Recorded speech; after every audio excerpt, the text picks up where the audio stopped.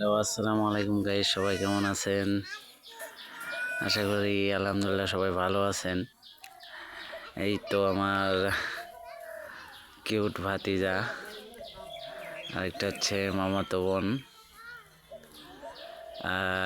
খেলতেছে ওরা। ভাতিজা হচ্ছে যে ঢাকা থেকে আসছে, ঢাকাইয়া বলা।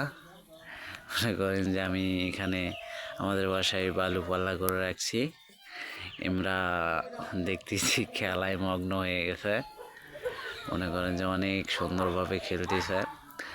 অনেক ছোটোবেলার কথা মনে পড়লো।